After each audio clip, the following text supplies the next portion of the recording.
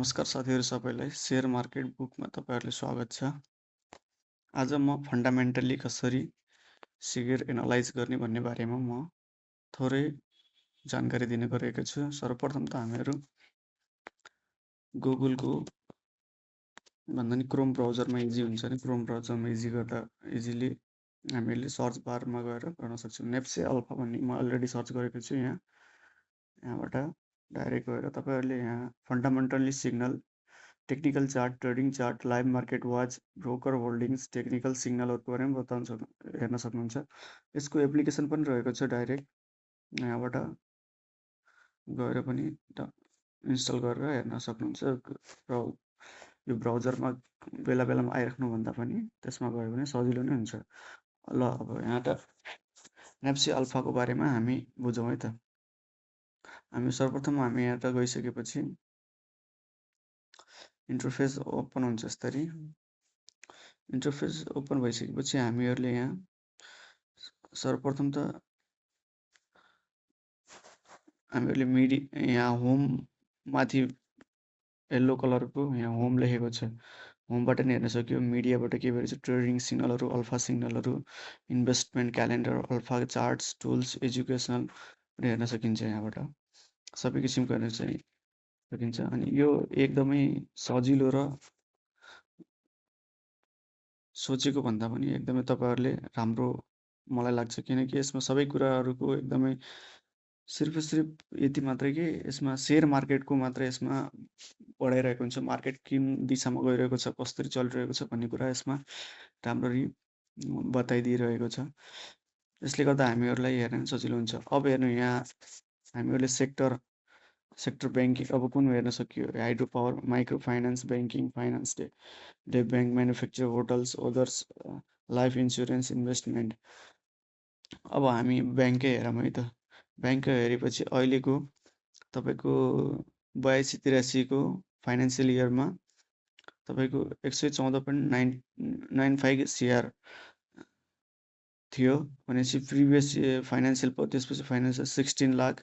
अनि यो ग्रोथ भन्छ यसलाई, यो कति भइरहेको छ भनेपछि माइनसमा आएको छ। अनि रिपोर्टेड इपिएस 9.42 को छ। अनि टिटिएमएस इपिएस 23 को छ। एबोभ एक्सपेक्टेसन, मतलब यो भनेको एकदमै सरप्राइजिङ अर्निङ रहेको छ। जस्तै गरेर जिबिएलको पनि रहेको छ। अनि त्यसपछि यसमा हेर्नु, यसमा एकदमै पोजिटिभहरू सबै देखाइरहेको छ। यसको पनि ग्रोथहरू, यो पनि एक्सपेक्टेसनल भन्दा माथि छ, सोचेको भन्दा पनि माथि रहेको छ। अब आयो इबिएल पनि एकदमै राम्रो ग्रो गर्ने अहिलेको ब्याङ्किङ सेक्टरमा पर्दछ। फाइनेन्सियल इयर पनि यसको एकदमै राम्रो रहेको थियो र अहिले पनि एकदमै राम्रो छ। मतलब सोचे जस्तै भएको छ। ब्याङ्किङ सेक्टरहरूलाई यसरी हेर्न सजिलैसँग सकिन्छ। अब यहाँ तलतिर समाचारहरू पनि आइरहेको हुन्छ। अनि चाँदी, सुनचाँदीहरूको सबै सम्पूर्णको विश्वको पनि देखाउन सक्छ। यसमा सुनचाँदीको मूल्य वृद्धि, विश्वकपको यहाँ समाचार हाइलाइट्सहरू हेर्न सकियो। यसबाट नि हामीहरूले प्रिडिक्ट गर्न सक्छौँ आउने दिनमा कस्तो सेयर मार्केटको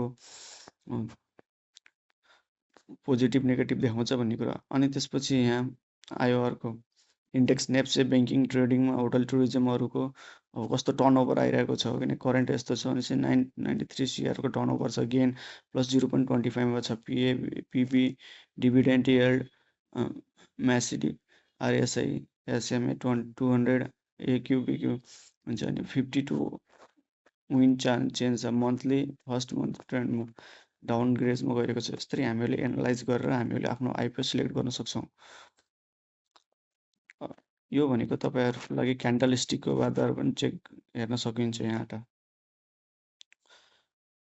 एकदमै राम्रो रहेको छ। यो तपाईँहरूलाई एकदमै सोचेको भन्दा पनि राम्रो हुनेछ। तपाईँहरूले युट्युब भिडियोबाट बुझ्नुभन्दा पनि यस्तै हेर्नु भने तपाईँहरूको खुलस्त हुन्छ। किनकि युट्युब भिडियो पनि राम्रै हुन्छन्, तर जुन आफूले गरेको काम र अरूले गरेको काम देखेर गर्नुभन्दा नि आफूले गरेको काममा चाहिँ बढी विश्वास गर्न सिक्नु पर्दछ।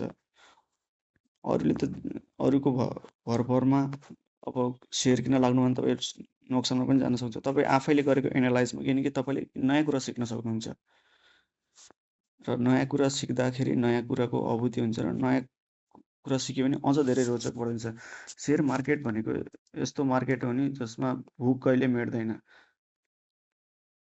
यसमा पैसा लगाउँदाखेरि तपाईँहरूले सबभन्दा पहिला मेन काम गर्ने भनेको एनालाइज हो। एनालाइज राम्रो भयो भने तपाईँहरूको प्रफिट पनि राम्रो हुन्छ र आउने दिनहरूमा तपाईँहरूले नाफा राम्रो कमाउन सक्नुहुन्छ, लस पनि हुनसक्छ। सेयर मार्केट भनेको नै त्यही हो।